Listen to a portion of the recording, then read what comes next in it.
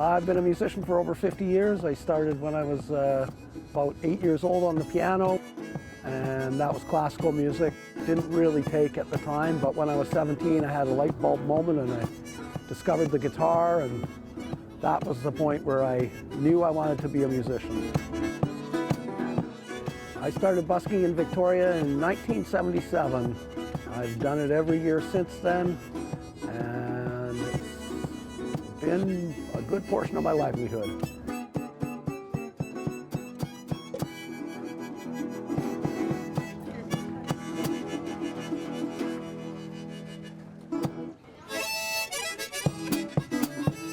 You know, music is something that you never stop learning. I mean, anybody that's good knows as a musician that there's always growth.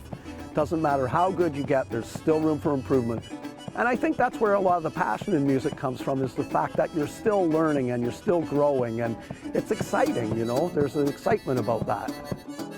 Location is one of the main things to focus on as a busker. You've got to find a good spot that suits you.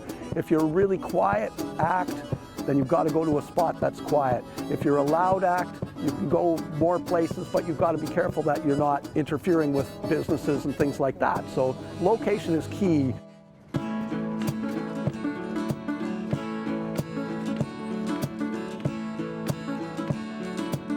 There really is no substitute for playing live. When you're playing live, there's an excitement about it that you don't have when you're sitting in your room practicing. You're concerned about what people's impression of you is, you know. I've probably been overly concerned about that over the years. I still get nervous to this day. The first few minutes of playing, I'm nervous. I'm excited, I'm, you know, passionate about it and everything, but I'm nervous. I actually get stage fright. And, you know, it goes away after a couple of minutes. It's how you rise above it that counts, you know. It's how, if you can channel that nervous energy into passion and excitement, and you know, it can be part of the performance in a way.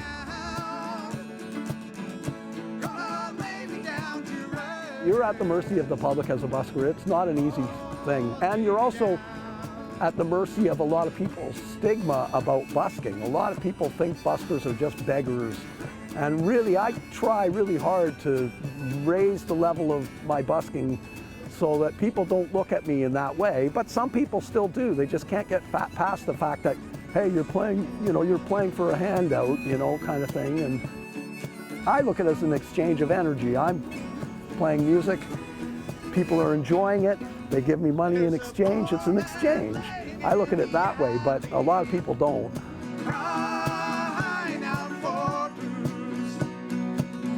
I knew I had to be a musician. It was a calling. It wasn't really a choice. It was like music chose me. It wasn't the other way around. And I know that that happens for other people too. And my advice for young people is follow your passion as much as you can.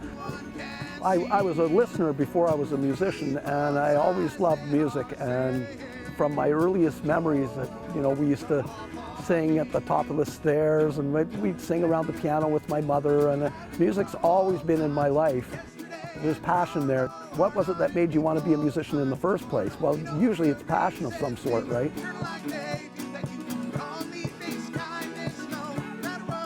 I'm going to just keep doing it as long as I possibly can.